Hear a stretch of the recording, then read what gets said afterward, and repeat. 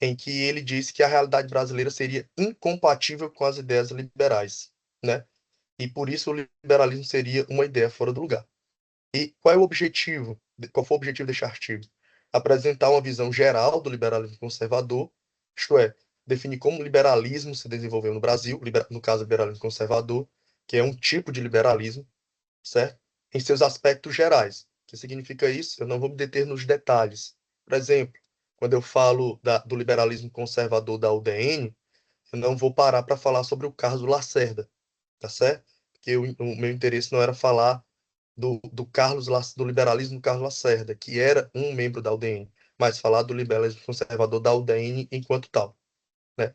E com isso, eu ser capaz de contestar a narrativa liberal atual de que o Brasil carece de liberais e de uma sólida tradição liberal. A gente vai mostrar que, na verdade, o Brasil tem uma longa história com o liberalismo e que a gente passou muito mais tempo com o liberalismo sendo hegemônico do que sem ele ser.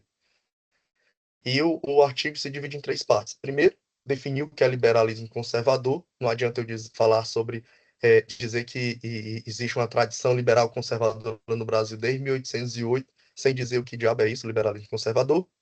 Apresentar os desdobramentos históricos do liberalismo conservador no Brasil. E, por fim, falar do liberalismo conservador na atualidade. E o que é esse liberalismo conservador, né? Então, a primeira parte eu tento apresentar uma definição mínima do que é liberalismo conservador. O liberalismo, independente se é conservador ou não, ele tem um valor fundamental, que seria a liberdade individual. Então, nesse sentido, o liberalismo é uma doutrina filosófica individualista, certo? Você pega, por exemplo, os contratualistas, né, que em via de regra são liberais. Eles defendem que a sociedade e o Estado são a derivação da decisão individual. O indivíduo, ele existe de forma pré-social e por uma escolha pessoal é que ele faz um acordo com outros indivíduos e cria a sociedade e o Estado, né? O Hegel chama isso de atomismo social, certo? E nessa concepção, nessa ótica do liberalismo, e aqui eu estou falando de todo liberalismo, independente de ser conservador ou não, o Estado, ele não deve interferir nas escolhas pessoais, nas escolhas individuais. A ideia é de que o Estado é um mal necessário. Como o Locke fala, o ideal é que não existisse Estado. Mas tendo que existir, porque infelizmente tem que existir, que ele seja um Estado que interfira minimamente na vida das pessoas. Por isso é chamado de Estado mínimo. Você pegar o segundo Tratado sobre Governo Civil, o Locke ele apresenta lá a vida no estado de natureza, ela é bem diferente do estado de natureza do Hobbes. Enquanto o estado de natureza do Hobbes é um estado de guerra em que, né, as pessoas estão se matando, né, insegurança e tudo mais, o Locke fala que em estado de natureza todos nós temos nossos direitos individuais garantidos. O único problema é que às vezes ocorre impunidade. Alguém viola um direito individual que eu tenho, como por exemplo o direito à propriedade, roubando algo que é meu, e eu tenho o direito de fazer justiça, né? Fazer justiça com as próprias mãos. O problema é que, às vezes, eu não consigo, porque, por exemplo, o criminoso é mais forte que eu e eu não consigo puni-lo.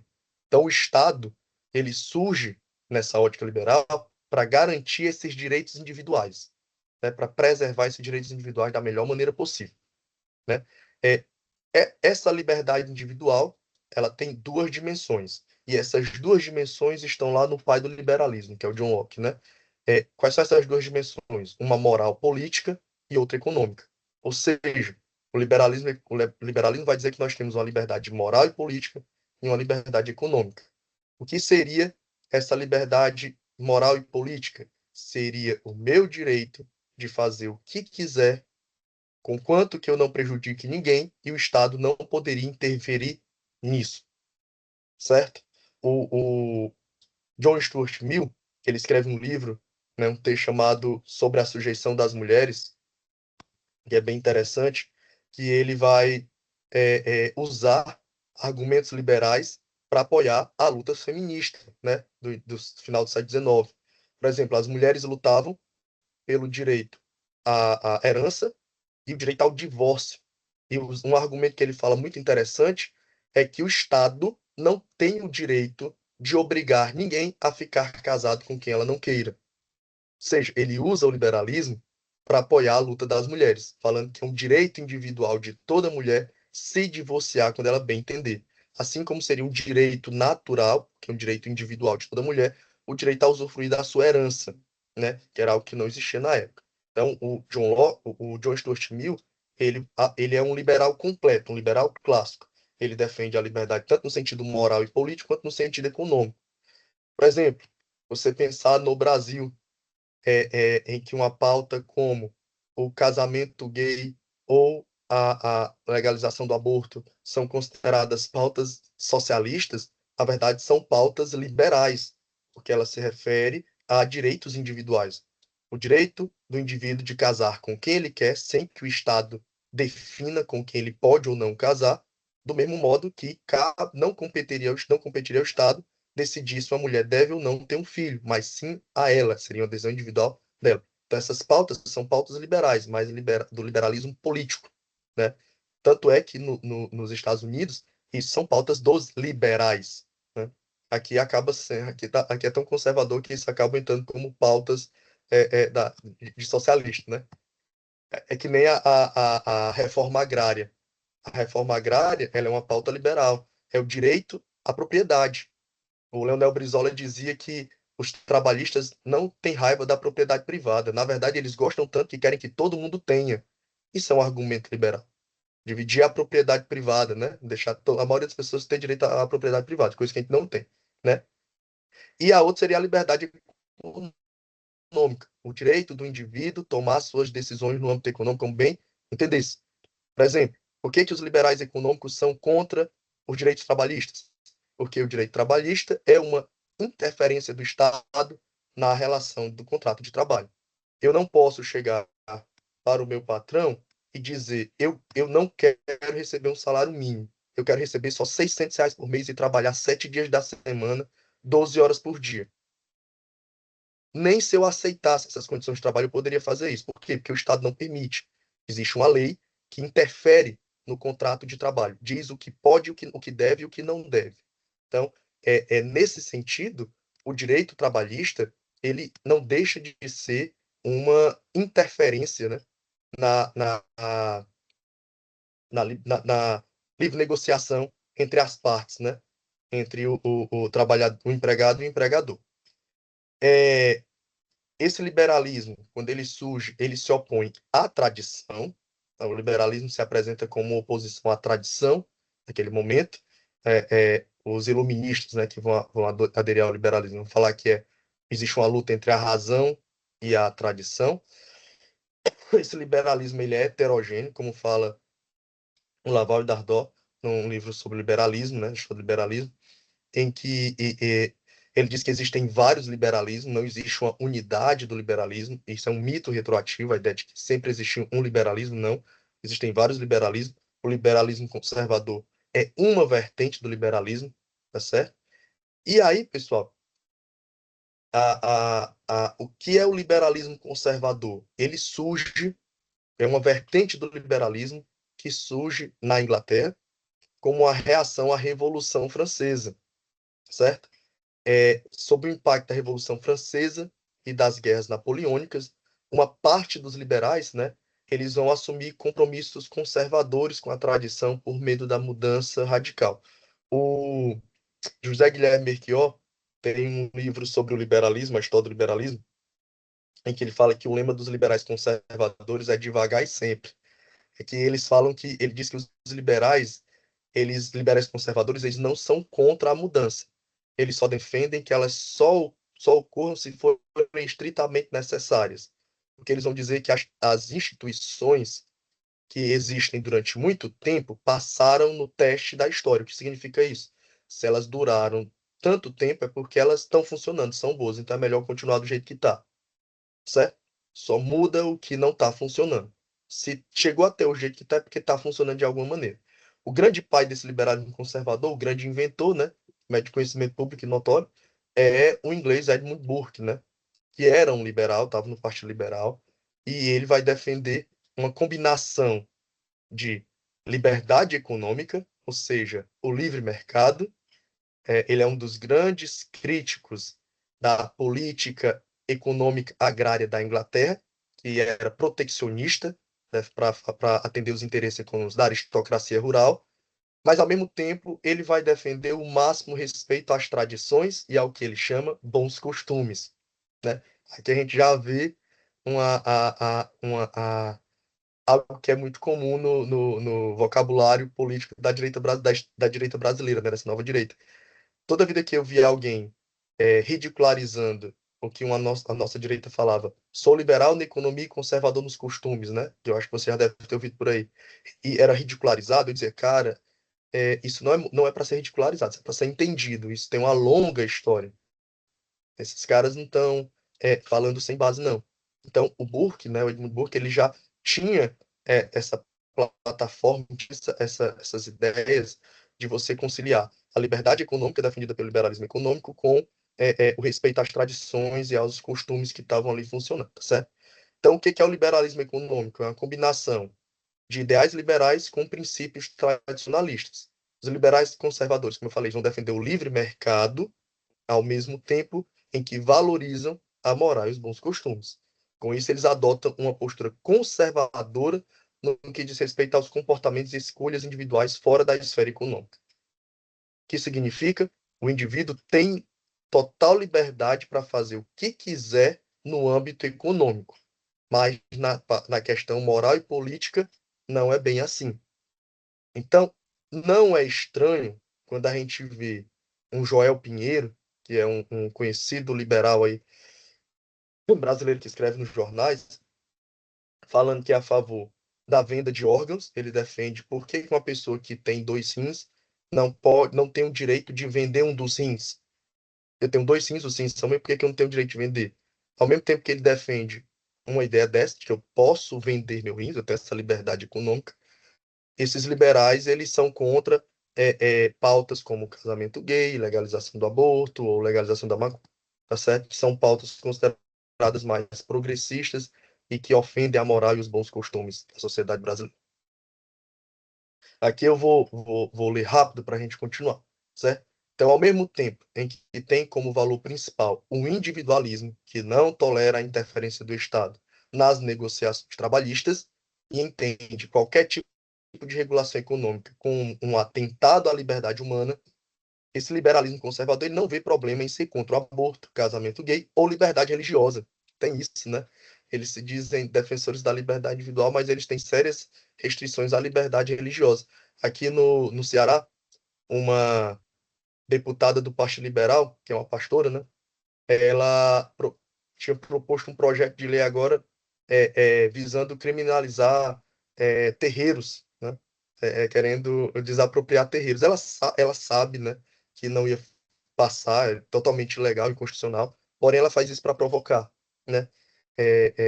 Seu entendimento acerca da liberdade individual é reduzido ao aspecto mercantil, ou seja, o indivíduo é livre para comprar e vender, mas não para casar com quem quiser, para usar a roupa que bem entender ou confessar a religião que achar melhor. Enquanto acreditam no âmbito econômico que a liberdade deve ser total, na dimensão moral, eles acreditam que o indivíduo deve seguir o que manda a tradição, restringindo a liberdade individual e contradizendo seus próprios pressupostos. Pessoal, mania de professor. Tá claro aí para eu tô sendo muito rápido ou tá sendo muito maçante? Tá tranquilo? Então, essa é a definição de liberalismo conservador. O que que eu defendo? Que esse negócio aí existe no Brasil pelo menos desde 1808, quando o Visconde de Cairu inventou a abertura dos portos, certo? Desde 1808, a nossa elite econômica gostou de comprar e vender barata, mas se meter na vida íntima das pessoas. É isso que eu vou defender aqui, tá certo? Como é que as ideias liberais chegam no Brasil? Que aí já vai para a segunda parte. Elas já chegam no Brasil ainda no período colonial. Tem um livro de um mineiro aí, conterrâneo do professor Paulo Margutti, que eu esqueci o nome do cidadão. Depois da Covid, minha memória ficou ruim. Que é O Diabo na Biblioteca do Cônego, acho que é alguma coisa assim o nome. Nossa, que é bem interessante, que é falando sobre os livros que Eduardo estavam Freire, na. eu acho. Eduardo Frieiro. Acho que é Eduardo É, Frieiro. exatamente. É bom, eu gosto desse livro. Eu acho massa saber o que as pessoas liam antigamente, né? Liam em cada época. Aí ele fala sobre os livros que compunham as bibliotecas, né? dos Inconfidentes. Então tem muito livro que a coroa portuguesa proibia, mas mesmo assim o pessoal tinha, né? Aí, essas ideias liberais, elas já chegam aqui no período colonial. Mesmo tendo censura, né? Esses livros conseguiam chegar. Chegavam como? Através dos filhos da elite educados em universidades europeias. O cara ia estudar lá na Europa e voltava com essas ideias liberais, né? Ou como vão chamar os nossos conservadores, as perigosas ideias francesas. Vou falar mais à frente.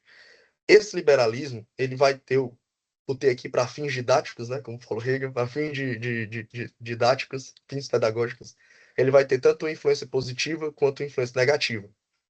Qual é a influência positiva? A nossa elite, ela vai gostar muito da independência dos Estados Unidos, ela vai ser impactada positivamente pela independência dos Estados Unidos, nossa elite colonial, principalmente através da leitura da obra de um francês chamado Abba de Reinal, tá certo? Que é uma obra chamada Revolução Americana.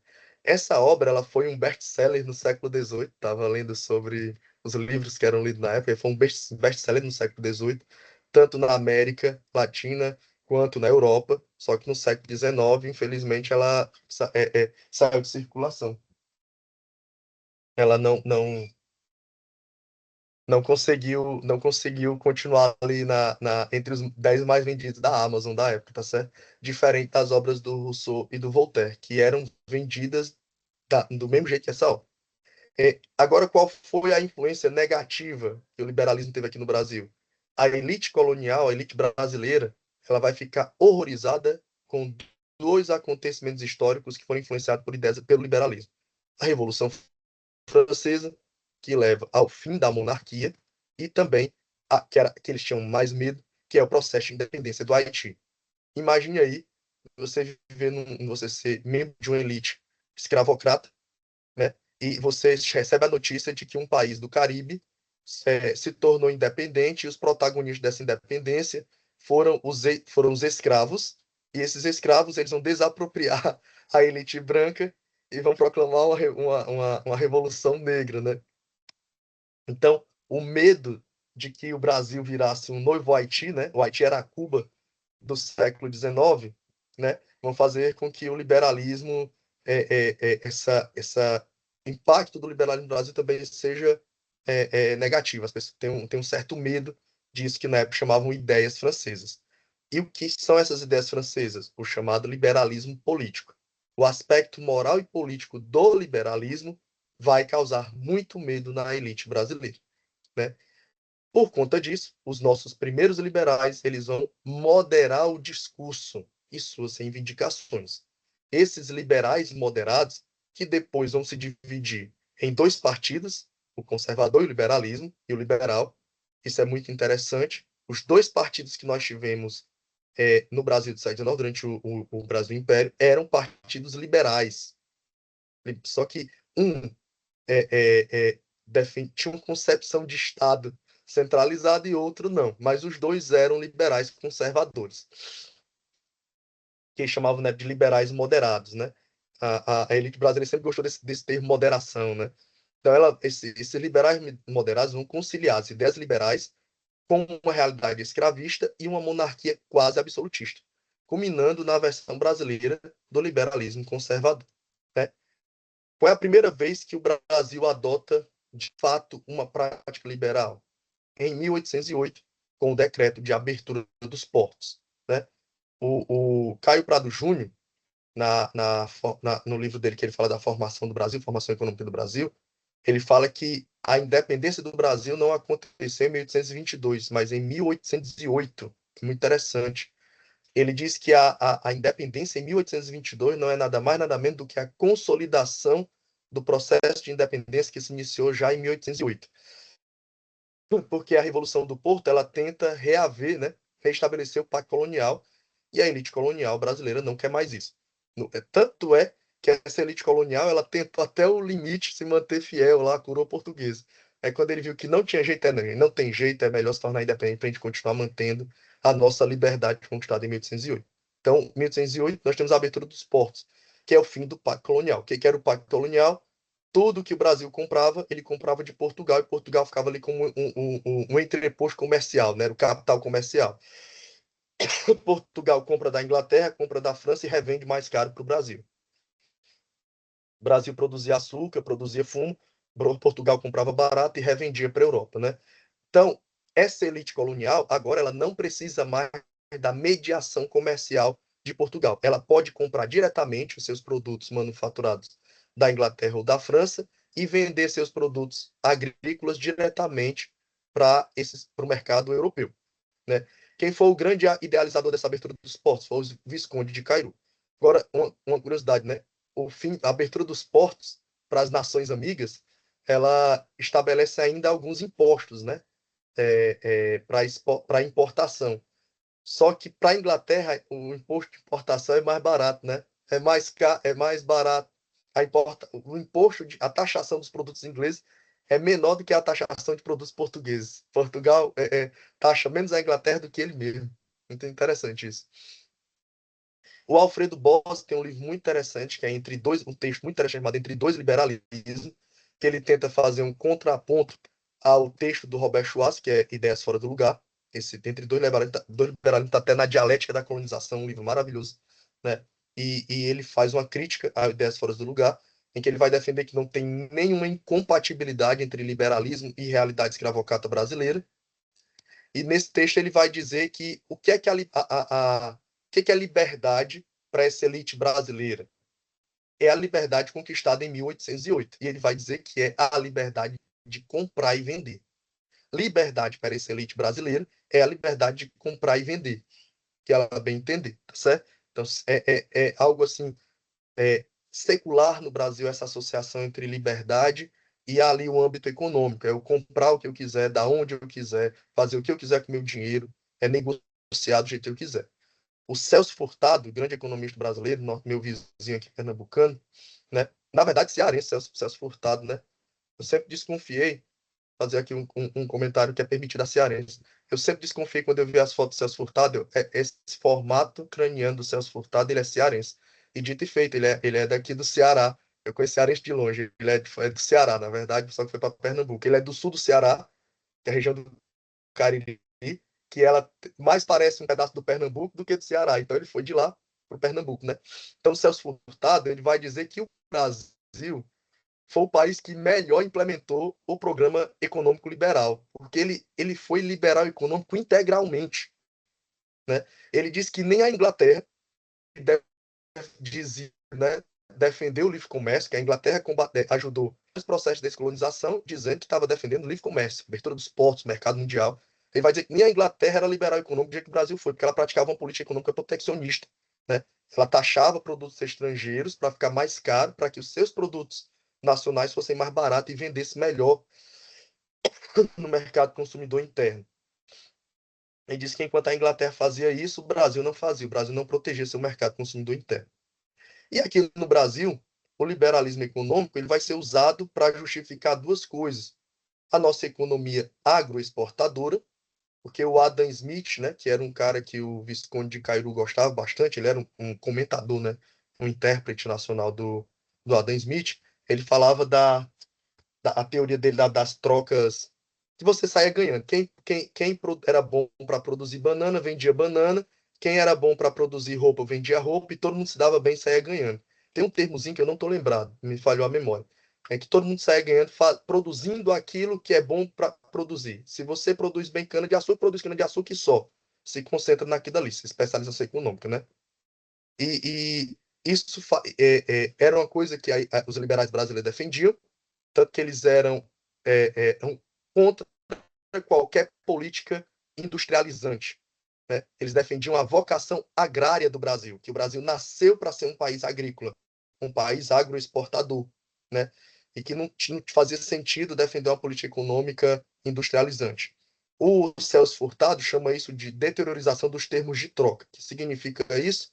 A gente vende um produto agrícola, matéria-prima, que é mais barato, e compra produtos industrializados, manufaturados, são mais caros. Então a gente vende coisa barata e compra coisa cara.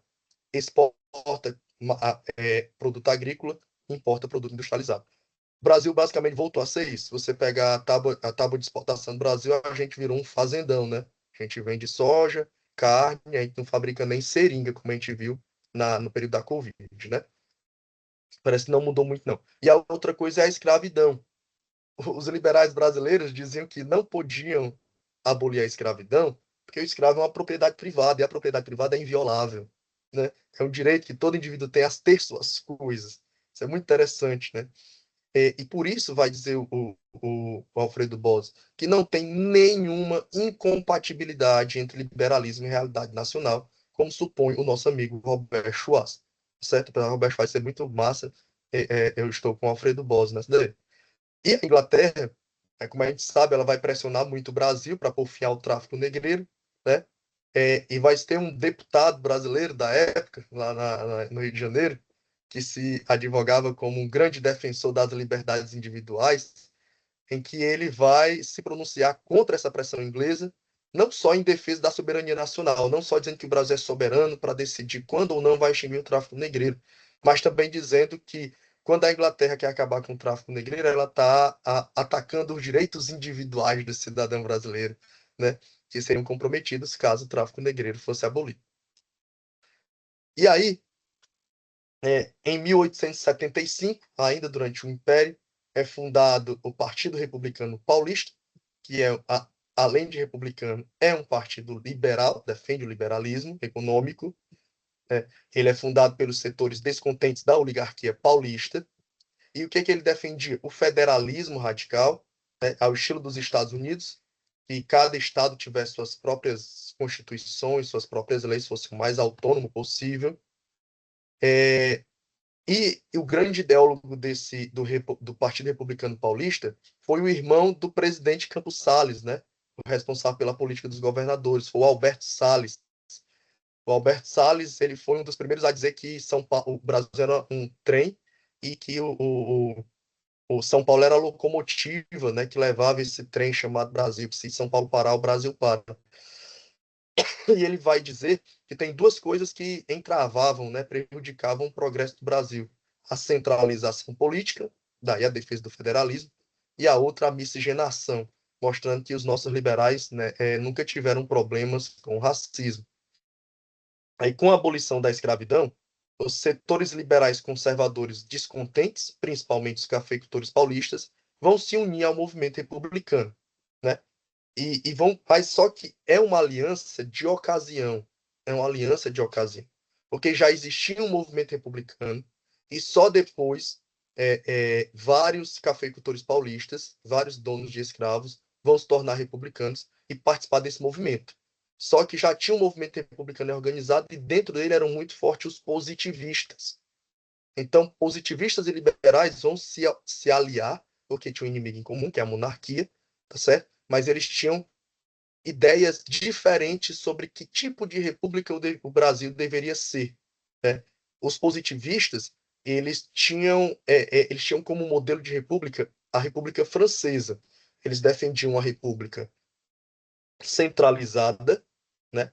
Em que o poder tivesse concentrado no Executivo Federal e um papel ativo do Estado, que o Estado assumisse tanto um papel econômico, né, como incentivador de atividades econômicas, ou ele mesmo atuando como um ator econômico. Também defendiam que o Estado, de certa maneira, adotasse um caráter assistencial, tá certo? Enquanto você tinha, de outro lado, os liberais, que têm como modelo de república os Estados Unidos, que vão defender principalmente o federalismo, né? Esvaziar o poder do executivo federal e fortalecer os governos estaduais. E também os nossos liberais historicamente defendem o parlamentarismo, que é uma coisa que nunca vai para frente no Brasil. Você pegar a história do Brasil, sempre os liberais conservadores no Brasil estão tentando emplacar o parlamentarismo e sempre é derrotado. Você tem isso em 61, em 63, quando tem o plebiscito a favor ou contra o parlamentarismo, é derrotado. Você tem isso em 91, se eu não me engano, eu não sei se eu acho que é 91, teve o plebiscito, tinha 2 anos, então não me lembro do ano exato, eu esqueci, mas acho que é 91, que tem um plebiscito para saber se o Brasil vai ser uma monarquia, um parlamentarismo ou um presidencialismo, e novamente ganha um presidencialismo. E eu acho que as elites liberais brasileiras desistiram e estão tentando colocar o parlamentarismo pelo Congresso mesmo, faz tempo esvaziando o poder do Executivo, porque se for a população, geralmente defende o fortalecimento do Executivo Federal. Né? Existe uma longa tradição dessa no Brasil. Então, quando a República é proclamada em 89, os liberais e positivistas vão disputar os rumos desse novo regime. Apesar de princípio, quem assume o poder são os positivistas, né, porque os militares que eram majoritariamente positivistas. Nosso primeiro-ministro da Educação é o Benjamin Constant, que, apesar de ser uma figura que eu admiro, eu tenho bastante raiva pelo que ele fez, que foi pela primeira vez tirar a filosofia da educação básica, filosofia das escolas, e colocar a sociologia. E é engraçado que ele faz isso em 1891, né, a reforma Benjamin Constant, bem de acordo com o positivismo, né? Ele tira a filosofia e torna obrigatória a sociologia. Só qual é o problema? Não tinha nenhum sociólogo no Brasil. Então a lei só serviu para tirar a filosofia e sociologia não foi para a escola, né? Aí depois começa esse movimento pendular da filosofia, vai e volta, vai e volta, vai e volta. Então, nesse ponto, Farias Brito está certo. A República nasceu atacando a filosofia, né? Então, mas logo os positivistas eles são tirados do poder e os liberais assumem o protagonismo e vão implementar o seu programa, certo? Então, quem vai dizer como vai ser a nossa república são os liberais, principalmente os liberais do Partido Republicano Paulista, quem vão de fato ser os protagonistas durante a República Velha, né? O Antônio Paim, que acredito que muitos aqui conhecem, né? Ele se definia como um liberal, apesar de que eu considero ele um liberal conservador, né? Ele vai isso aqui é uma frase dele, certo? Ele vai dizer que durante a República Velha, os liberais mantiveram inquestionado o apego à doutrina do liberalismo econômico. Ele vai dizer que não teve nenhuma descontinuidade entre a política econômica do Brasil Império e do Brasil republicano, do Brasil da República Velha. Mudou o regime, mas a política econômica continuou a mesma. Eu acho isso muito interessante, porque isso é um notório liberal falando que tanto o Império praticava o liberalismo econômico, quanto a República Velha vai continuar praticando esse liberalismo econômico. Essa ortodoxia liberal, né, essa confiança no livre mercado, ela não vai ser revista e nem vai ser flexibilizada, mesmo quando precisava ser, como por exemplo na crise da borracha, né? O Brasil, o Brasil, como diz o Celso Furtado e também o Caio Prado Júnior, está sempre dependendo das variações do mercado internacional. Aqui no Ceará e no Maranhão, o algodão ficou conhecido como ouro branco, né? Teve um período que produziu muito algodão. Por quê? A guerra de secessão dos Estados Unidos paralisou a produção algodoeira. Ele era o principal produtor de algodão do mundo. Alguém tinha que é, é, atender essa demanda do mercado. Ficou ali um mercado ali para ser vendido algodão. Quem é que vai produzir esse algodão que os Estados Unidos não está mais produzindo? O Ceará e o Maranhão. Só que eles parece que não percebe que esses ciclos econômicos eles se acabam e aquela riqueza que ela surge rapidamente, logo ela se acaba. Então acontece isso com o algodão, né? Acontece isso com o cacau e acontece isso com a borracha também. E em nenhum momento o Estado brasileiro ele vai tentar ajudar, né, esses agentes econômicos a sair dessa crise, porque ele acreditava que o mercado resolvia suas contradições sozinho. Era a fé na, na, na mão invisível do mercado era muito grande. Na verdade, a única vez que eles se metem assim, na economia, entre aspas, vai dizer o Celso Furtado, né? Para socializar os prejuízos, né? É a privatização dos ganhos e socialização dos prejuízos, como ele fala. Quando a produção de café é prejudicada, a economia cafeira entra em crise, aí você tem o Estado aumentando imposto, o Estado comprando ali um pouquinho esse café dos cafeicultores só para que aquele ramo da economia não quer. Então, essa continuada combinação de liberalismo econômico e conservadorismo político, né, vão conduzir ao descrédito da doutrina liberal como um todo no Brasil. Então, a República Velha ela é muito mal vista, né? Você pegar relatos sobre presidentes da República, né, que não eram eleitos com voto popular, a gente sabe disso, né? Todos eles sabiam que era na base da falcatrua, era um acordo entre elites, né? Você tem vários presidentes que não vão alocar esse público porque eles são vaiados. Você tem aqui no caso do Ceará um governador que passou muito tempo, uma oligarquia chamada oligarquia Acioli, né? e ela passou muito tempo governando o Ceará, mas o Acioli, o Nogueira Acioli, governador, era chamado pela população de velho babaquara. Ele não podia sair em público na rua porque as pessoas tentavam agredir ele. E ele foi derrubado por um levante popular e ele teve que ser protegido pelo exército, pelas suas armadas, para não ser linchado, né? Para você ver o nível da popularidade dos nossos governantes durante a República Velha. Então, a República Velha, ela vai ser vai fracassar, e o liberalismo, que era a doutrina oficial dessa República, ele vai ser identificado ao fracasso da República. O fracasso da Primeira República, o fracasso da República Velha, é associado ao fracasso do liberalismo. Nos anos 20, já se tem toda uma sensação de que o liberalismo não funciona, que é preciso adotar outra política para o Brasil. É dessa época, os anos 10 e 20, a produção teórica de um autor como Alberto Torres, né, que vai ser muito influente no ISEB. Você pega o Nildo Viana, o Oliveira Viana, então são autores que já fazem críticas ao liberalismo. Mas o liberalismo vai entrar em crise, não só no Brasil, mas no mundo todo, durante os anos 30. A crise de 1929 quase leva ao fim do capitalismo, né? Ela faz com que o próprio capitalismo, os próprios ideólogos do capitalismo, como Keynes, cheguem à conclusão de que o livre mercado, se for deixar do jeito que está, vai se autodestruir. A gente vai ter que salvar o capitalismo dele mesmo. Tem que salvar o mercado dele mesmo.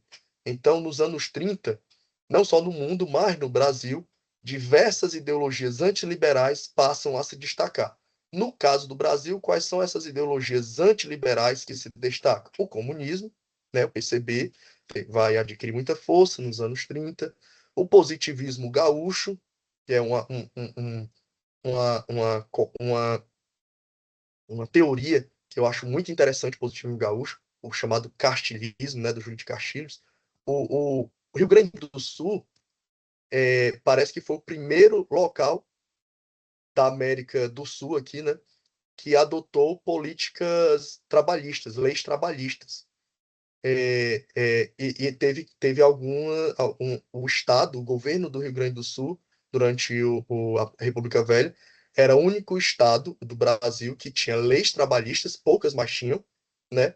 E também praticava uma mínima assistência social.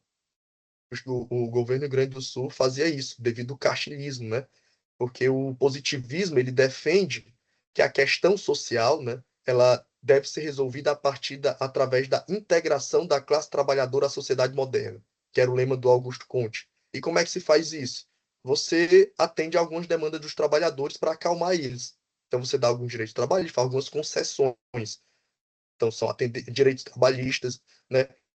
Dá alguma assistência social. Então, o governo do Rio Grande do Sul, a Constituição do Rio Grande do Sul, ela garantia isso. Parece que foi um dos primeiros locais da América do Sul onde teve isso. Então, até só confirmar.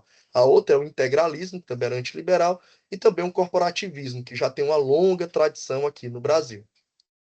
Quem é que vai chegar ao poder? Quem é que vai ser o grande vitorioso na Revolução de 30? É o Getúlio Vargas, né? Com Vargas vai chegar ao governo a versão gaúcha do positivismo, o caxilismo. O governo Vargas, ele vai aplicar o caxilismo no Brasil todo? Vai ser só uma aplicação do que aconteceu no Rio Grande do Sul a todo o Brasil? Não. O Vargas vai ter a influência de várias correntes teóricas. O que eu defendo é que a principal é o caxilismo. Mas, por exemplo, o governo Vargas também vai ter muita influência de algumas correntes socialistas, tanto que você tem um socialista cearense, que eu não estou lembrado do nome dele, mas eu acho que é Pimenta o sobrenome, alguma coisa assim, que ele participou do governo Vargas, vários socialistas, não são comunistas, socialistas, que são muito próximos ali dos corporativistas, eles vão compor o governo Vargas, e você vai ter também vários católicos que vão adaptar é, partes da doutrina social da igreja ao governo Vargas. O governo Vargas vai ter influência tanto da doutrina social da igreja, do corporativismo, do castilismo, e segundo um amigo meu, né, que pesquisa sobre o assunto, disse que também muito do Oliveira Viana, né, que vai fazer o Getúlio Vargas se tornar um grande nacionalista, né? Vai deixar de ser só um regionalista e se tornar um nacionalista. E, de fato, no diário do Getúlio Vargas, ele fala que nos anos 20, como deputado federal, foi quando ele teve contato com a obra do Oliveira Viana e descobriu que o Brasil era maravilhoso, né? Diz que é o Oliveira Viana que fez ele perceber o quanto o Brasil era maravilhoso e precisava de soluções originais, nativas, sem precisar importar ideias estrangeiras, né? Mas eu defendo que a principal orientação do governo Vargas foi o castilismo, né? Que passa a orientar as ações do Estado e do governo brasileiro. De modo que, nesse momento, com Vargas, pela primeira vez, o Estado, que era ausente da vida do brasileiro, ele passa a ser mais presente socialmente e intervém na economia. Eu queria que falar sobre essa questão do Estado ausente, porque eu sempre aqui fico arengando, implicando com os Foucaultianos cearenses e de outros estados, que o cara lê Vigiar e Punir do Foucault e fica impressionado com o Foucault falando do Estado francês, né? Que ele controla cada pormenor da vida do indivíduo através de documentos, de regulamentos, um monte de coisa, né? E aí o cara pensa que aquele Estado que existe na França também existe no Brasil. E vem dizer que o Estado brasileiro também é um Estado super controlador, que está interferindo e controlando cada aspecto da vida do indivíduo. Aí eu sempre cito duas coisas. Primeiro que quando o Foucault foi fazer sem dizer o Roberto Machado, Foucault foi fazer uma palestra sobre medicina social na Bahia, né? Que a Bahia tem um curso de medicina tradicional, né? Bahia, Rio de Janeiro. Foi fazer uma palestra lá sobre medicina social e passando lá pelas ruas de Salvador, viu esgoto a céu aberto e um monte de crianças com as barrigonas de verme, né? Barriga de verme. Aí quando chegou lá na hora do congresso, a primeira coisa que ele falou foi, olha, a primeira coisa que você tem que falar é que definitivamente no Brasil não existe medicina social. Sendo que os médicos tinham convidado ele para falar de medicina social. E ele vai dizer que isso não existe no Brasil. Não tem como fazer uma crítica à medicina social no Brasil. No Brasil nem existe isso, né? E a outra é que quando eu vejo alguém falando, o Estado brasileiro é super poderoso, ele controla tudo. Não controla. Eu trabalho numa cidade do interior do Ceará chamada Itapipoca, que é uma das 10 maiores cidades do Ceará. E lá, nem as leis de trânsito funcionam. Porque meus alunos de menor andam de moto sem carteira, as pessoas andam sem capacete, e quando uma vez um guardinha de trânsito tentou multar um cara porque ele passou do sinal vermelho, o cara tentou agredir o guardinha, o guarda de trânsito, o guarda de trânsito reagiu e a população ficou com raiva do guarda de trânsito. Você vê, isso é o Brasil, entendeu? O Estado brasileiro, ele não é, na verdade, o Estado brasileiro é ausente da vida das pessoas. O Estado brasileiro, ele é ausente, ele deixa as pessoas à própria sorte, se vira. Como meu pai dizia, né? Se vira. Meu pai, quando eu fui falar com ele sobre a reforma trabalhista, meu pai trabalhou como autônomo, né? Ele fazia entrega na bicicleta, só foi até a quarta série. Eu fui falar para ele sobre a reforma trabalhista e o desmonte da universidade uma vez. Ele pegou e falou: e o que que isso me afeta? Eu não tenho carteira assinada, então se não tiver direito trabalhista não faz efeito nenhum. E eu nunca fui na universidade mesmo. Aquilo dali eu fiquei, caramba, que coisa, irmão. Que realidade nacional nós estamos falando. Então, a primeira vez que esse Estado se faz presente na vida do brasileiro é com o governo Vargas, né? Então, de 1808 até 1930, portanto, durante 102 anos, você tem aí, independente da forma de governo e de quem estava no governo, a manutenção da política econômica liberal. Não tinha nenhuma intervenção do Estado na economia, a não ser para socializar os prejuízos dos cafeicultores, mas com Vargas, o Estado começa a ter, pela primeira vez, uma participação ativa na sociedade brasileira. É interessante que o Vargas consegue criar até a nossa noção de cidadania, né? Enquanto na Europa, os Estados Unidos está muito associada a noção de cidadania ao voto, né? À participação nas decisões, no Brasil a cidadania está associada à carteira de trabalho, ao fato de trabalhar. Quando alguém é preso aqui no Brasil, ou é pego pela polícia, a primeira coisa que o cara fala é: eu sou cidadão, senhor, eu sou trabalhador. Isso é uma coisa que vem do Vargas, né? O Vargas, ele tentou associar que só é cidadão quem trabalha. É muito interessante, né? Então, quem defende isso, pessoal, de que é a primeira vez que o Estado participa da vida brasileira com Vargas, quem tem essa ideia é o Gessé de Souza, né? Eu concordo bastante com ele. O Gessé de Souza fala o seguinte: nunca havíamos tido um Estado interventor e reformador. É isso que o Estado Novo e a figura de Getúlio Vargas significa. E ele diz: o que ocorre com Vargas a entrada do Estado como variável nova do desenvolvimento brasileiro. E quem é que fica pé da vida com isso? O grande derrotado da Revolução de 30 e os eternos inimigos do Getúlio Vargas, a elite paulista, certo? Saiu um livro agora do Fábio Mascaro, que é sobre aos intelectuais paulistas as batatas. Eu acho que é esse o nome, não sei se vocês já viram. E é muito bom, que é ele falando sobre a sociologia uspiana, né? E ele fala sobre isso, né? De que, e não só ele, você tem que morreu recentemente, que eu gosto, a Irene Cardoso, que escreveu a Universidade da Comunhão Paulista, que eu estou querendo escrever um artigo aí em breve dizendo que, do ponto de vista ideológico, a USP se beneficiou do golpe de 64, né? É uma coisa que, quando eu falo aqui, o pessoal não gosta, mas eu defendo que, quando ocorreu o golpe de 64, o principal inimigo ideológico da USP foi fechado, que é o ISEB. E com isso, aquela disputa sobre os rumos das ciências humanas no Brasil, a USP ganhou por WO, porque você tinha uma disputa para saber como é que ia ser o curso de sociologia, o curso de filosofia, o curso de história no Brasil. Ainda não estava definido. E o ISEB estava na dianteira. Você tem a famosa discussão do Guerreiro Ramos com o Florestan Fernandes sobre como é que deve ser a sociologia brasileira. Só que quando ocorre o golpe militar, o ISEB é fechado. A USP, a Irene Cardoso fala isso. De certo modo, a USP se beneficiou do golpe militar, porque ela se tornou modelo para todos os departamentos universitários do Brasil. É muito interessante isso, né? E o Fábio Mascaro, ele fala algo nesse sentido, né? A sociologia uspiana, ela ainda tem muito daquele ressentimento paulista contra Getúlio Vargas. Eu concordo plenamente. Existe um ressentimento paulista contra o Getúlio Vargas, né? Então, você, a derrotada da Revolução de 30, inimiga do varguismo, elite paulista, ela vai reagir em 32. O Gessé de Souza chama a Revolta Paulista de 32 de reação antiliberal, né? Reação liberal, certo? É uma contra-revolução liberal. E só que ela é derrotada nos campos de batalha, e o que ela faz? Ela vai investir na luta ideológica, através do quê? Da imprensa, com os jornais Estado de São Paulo e Folha de São Paulo, e da USP, tá certo? Quem fala isso não sou eu, é a Irene Cardoso e também o Fábio Mascaro querido.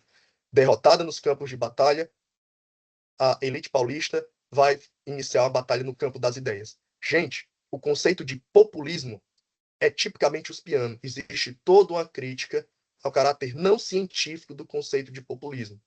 Mas todo aquele que desagrada a elite paulista é chamado de populista. Pode prestar atenção.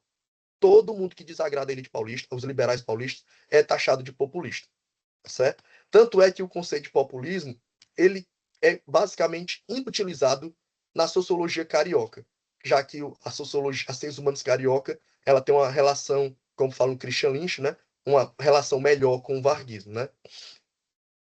Então, são nesses aparelhos ideológicos, sobremaneira na USP, que são desenvolvidos os principais conceitos para se interpretar o Brasil da perspectiva liberal.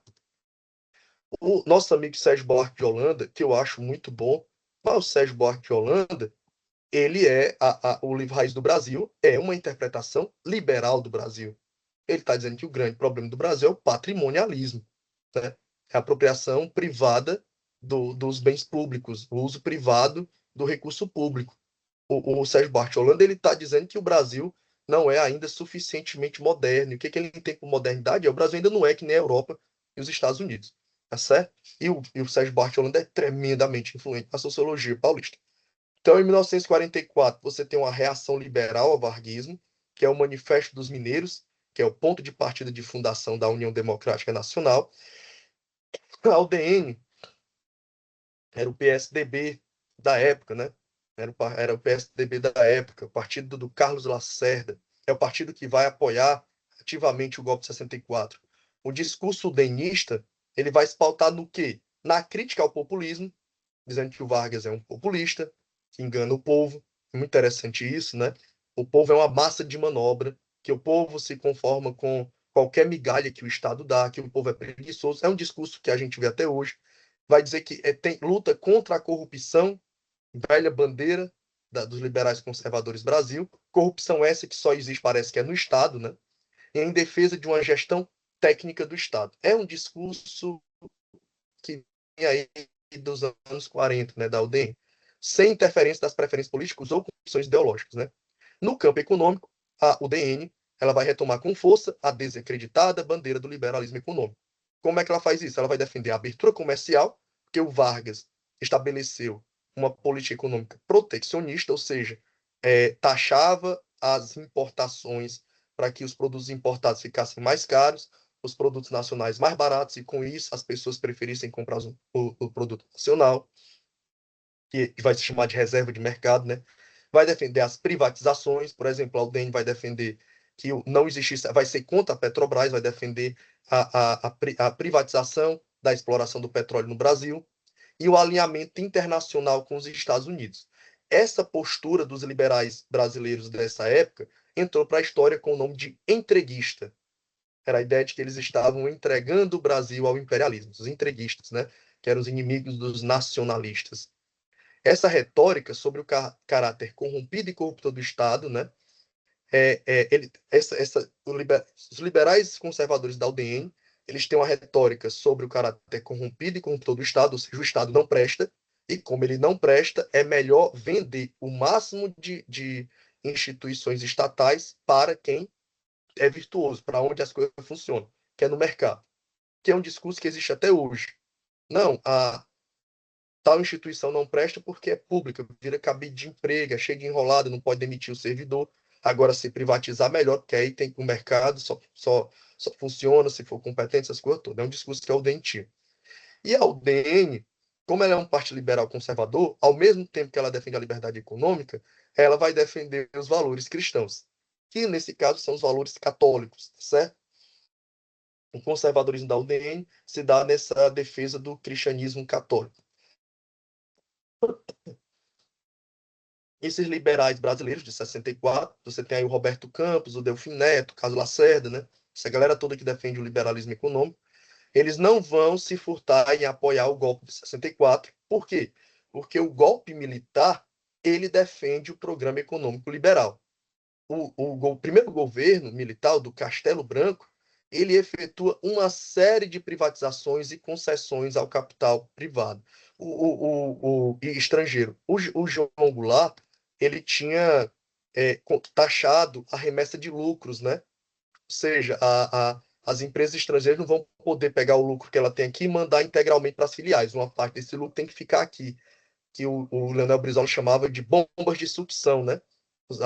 As multinacionais botam bombas de sucção aqui que roubam nossa riqueza e mandam para lá. Aí o Jango, o João Goulart, ele tinha taxado isso. O Castelo Branco tira essa taxação. Por conta disso, né, desse caráter liberal do golpe de 64, também do governo Castelo Branco, o historiador Marcos Del Rui chamar, que é ele que fala, o golpe militar de 64 pode ser visto como um golpe liberal, tá certo? E eu concordo integralmente, é um golpe liberal. Os nossos liberais vão estar lá firme e forte do lado dos militares, enquanto o governo militar tem seus interesses. Quando é que ele começa a entrar em conflito com o governo militar, os nossos liberais?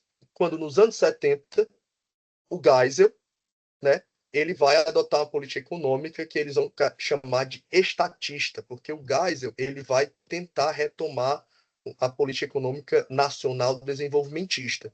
Mantém a aliança com o capital privado, porém ele vai dizer que tem setores da economia que são estratégicos, que devem ser de propriedade do Estado, e que onde o capital privado não investe, o Estado deveria investir. É basicamente uma volta à política econômica do Vargas, mas sem a parte assistencial, né? E isso vai indispor a burguesia, né, os empresários brasileiros mais liberais, com o governo militar. Né? Porque apesar dele manter a maior parte da economia nas mãos da iniciativa privada, ele vai ampliar a participação do Estado e seu papel regulador. E essa medida não vai agradar os empresários brasileiros. Então, nos anos 80, os liberais conservadores que vão fazer oposição a essa política econômica da ditadura, né, por razões econômicas, vão se articular não só em partidos políticos, certo? Como é o caso do PFL, Partido da Frente Liberal, por exemplo, mas eles também vão, o partido do Collor também, eu nem lembro, meu nome era um partido tão irrelevante que eu não sei nem lembro o nome, mas ele também os liberais também vão se organizar em instituições destinadas a difundir o pensamento liberal, que estava muito desacreditado, que é o que hoje o pessoal chama de think tanks, né? Então, que era o que o Althusser chamava de aparelho ideológico, né? E esse principal think tank é o Instituto Liberal, que existe até hoje, né? Que o Paim participou, o Ricardo Vélez Rodrigues ainda participa, ele foi fundado em 83, em um contexto de renovação da doutrina liberal. E o que é que favorece esse fortalecimento do liberalismo, que estava em crise, né, desde os anos 30, mas que começa a se renovar, a voltar com força total?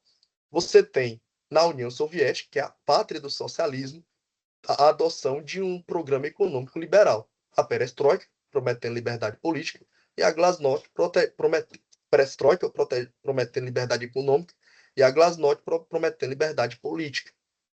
E também você tem o neoliberalismo aplicado no Chile de forma violenta, pioneiramente, né? E depois na Inglaterra e nos Estados Unidos com Reagan. E na Europa, como é que o neoliberalismo funciona? Ele vai desmontar o estado de bem-estar social. No Brasil, não tem estado de bem-estar social para ser desmontado, né? Tentaram montar um estado de bem-estar social, mas nem deu tempo, né? A Constituição de 88 mal nasceu, a negar já foi tacando a tesoura nela, né? Sofrendo oposição. Porque você pegar a Constituição de 88, ela tenta dar ao Estado um caráter assistencial e econômico, né? O Estado tem funções sociais a cumprir, né? E isso vai sofrer uma oposição muito grande de liberais, né? Então, quando o Brasil não tinha esse estado de bem-estar social, contra o que nossos neoliberais vão se bater? Eles vão lutar contra o inchaço estatal. Eles vão ter essa ideia de que o Estado brasileiro é muito grande, tem que diminuir. E diminuir como? Privatizando. O que puder passar para a iniciativa privada, a gente passa e deixa o Estado bem pequenininho, porque o Estado gasta muito. E como o Estado gasta muito, ele tem que arrecadar muito. Isso significa mais imposto. Os caras são tão pilantra que nem para dizer que o Estado brasileiro é um Robinho de as avessas, né? Tira dos pobres para dar para os ricos, porque o imposto aqui ele não incide sobre propriedades, ele incide sobre o consumo, né? Um pobre paga a mesma quantidade de imposto que um bilionário, porque ele incide principalmente sobre o consumo.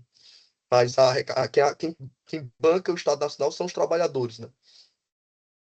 O PSDB, né, que ele surge originalmente como um partido liberal social, né? Um partido que defende o liberalismo político e econômico, mais com um caráter social, ele vai defender a privatização de empresas estatais, mas, ao mesmo tempo, dizer que o Estado tem um caráter assistencial. O que significa isso?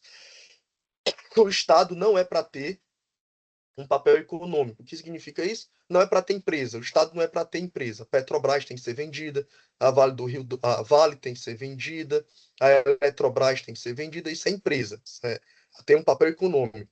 Agora, alguma coisa o Estado tem que fazer. O Estado tem que se limitar ao caráter assistencial. Então, esse dinheiro que o Estado gastaria com a Vale, com a Petrobras, com a Eletrobras, agora ele vai com a Telebrás, agora ele vai gastar só com a assistência social, investindo em saúde e educação. Pelo menos esse era o discurso do PSDB, né? Mas na prática, quando o Fernando Henrique Cardoso vai se despedir do Senado Federal em 94, gente, quem sou eu para recomendar alguma coisa numa sessão que tá o professor Paulo Margutti aqui, né? E outras pessoas que com certeza já têm mais conhecimento de Brasil do que eu, mas o discurso do Fernando Henrique Cardoso em 1994, quando ele está saindo do Senado Federal, é exemplar. Que ali é o programa do PSDB. Eu não coloquei aqui integralmente, porque já ia ficar mais maçante, mais chato do que o tanto de coisa que eu coloquei aqui, né? Mas ele fala que o Brasil tem que romper com o passado, porque tem uma coisa que atrasa o Brasil. E ele disse que o que atrasa o Brasil, ele cita, é o legado de Vargas. O Fernando Henrique Cardoso ele tem vários defeitos, mas é inteligente. Ele sabe do papel do Vargas, né, na história nacional, da influência dele, né? E ele vai dizer o que é esse legado do Vargas? Um modelo de desenvolvimento autárquico, né, que o Vargas defendia que o Brasil conseguiria se desenvolver com suas próprias pernas e o seu Estado intervencionista. Isso é o legado do Vargas, um desenvolvimento autárquico, e o desenvolvimento intervencionista. Gente, o Brasil tinha a Gurgel, né? Que era a empresa automobilística nacional, mas ela quebrou quando teve a abertura para o capital internacional, né? Porque não dá, não tem condições de uma empresa nacional competir com a multinacional. A gente compra maquinário de segunda mão. A nossa industrialização foi de substituição de importação. Aquelas máquinas que na Europa já estão velhas, a gente comprava e montava as empresinhas aqui, as indústriazinhas aqui, né? Não tem como competir, ela precisa ser protegida. Até a ditadura protegia essas indústrias com a lei da reserva de mercado. É por isso que você tinha uma indústria nacional de videogame nos anos 80, por exemplo, que fabricava no lugar do PlayStation, Polystation, né? No lugar, a Gradiente fazia uma versão caseira, nacional, do Nintendo, né? Não sei se alguém aqui conhece de videogame, mas tinha esses videogames nacionais, né? Aí, quando se abre ao mercado, essas empresas não conseguem concorrer. A nossa burguesia industrial é tão cega ideologicamente que ela vai contra si, que ela não entende que se ela não for protegida, ela quebra. E é o que aconteceu com o Brasil. A gente voltou a ser uma fazendona. A gente tinha uma participação da indústria nacional na nossa economia que diminuiu depois da abertura econômica promovida pelo FHC. O Brasil se desindustrializou. Aí no governo, o PSDB é obrigado a fazer uma aliança com um partido conservador, que é o PFL, Partido da Frente Liberal, que depois virou Democratas e hoje é a União Brasil, né, que se juntou com o PSL, né? Ele vai assumir cada vez mais um caráter liberal conservador. Vai assumir, não, vai virar o DN, né? o Paul Singer, o André Singer, que escreveu Os Sentidos do Lulismo, que é um livro muito bom, ele fala que isso sempre acontece no Brasil, desde o fim do Estado Novo, né?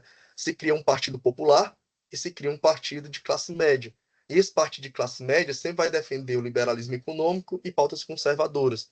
Ele diz que o PS, enquanto há o DN, e entre esses dois partidos, tem um partido ali que é o do Centrão, que está do lado de quem está ganhando, né? Que na época era o PSD, na época da UDN, quando tinha o PTB e a UDN ali disputando, o PSD era o fiel da balança. E ele vai dizer que na nova república, você vai ter o PSDB fazendo o papel da UDN, o PT fazendo o papel do PTB e o PMDB fazendo o papel do PSDB, de centrão, né? Tanto que o Marcos Nobre, ele diz que no Brasil existe o MDBismo, que é a tendência a ter um terceiro partido que não é o protagonista, mas é o quem decide tudo. Quem o PMDB apoia, ganha. Que é o que de fato aconteceu no Brasil, né? Se bem que o PMDB agora tá ruim o negócio. O Centrão se pulverizou, ficou pior do que já tá, né? Então, por conta dessa associação do PFL, o PSDB assume um caráter liberal conservador. E quando ele vai para a oposição, é que ele assume de vez um perfil liberal conservador, né? Insistindo na defesa do livre mercado e vai combinar isso com pautas morais conservadoras. Isso é uma novidade, porque o PSDB ele não tinha essas pautas morais conservadoras. Ele vai passar a ter a partir de 2010. Porque, por exemplo, o Mário Covas, em 1999, no Roda Viva, perguntaram a ele se ele era a favor da redução da maioridade penal. E ele disse que não. É inimaginável hoje no Brasil, olha como a gente retrocedeu, né? É inimaginável hoje no Brasil pensar um político de direita dizendo que não é a favor da reforma, da redução da maioridade penal. Mas o Mário Covas disse que era contra, porque disse que não ia resolver o problema. O que ia acontecer era que hoje reduz para 16 e depois vão reduzir para 14, né? E você vê a partir de 2014 o Aécio Neves defendendo a redução da maioridade penal. Em 2010, você vê o PSDB fazendo como principal pauta da campanha dele a criminalização do aborto, né? Então você vê como o PSDB assumiu de vez esse caráter liberal conservador, né? Mostrando que o liberalismo tem uma longa história no Brasil e ele sempre fica aí, sempre ou está no governo ou tá ali na oposição, né? Ativamente.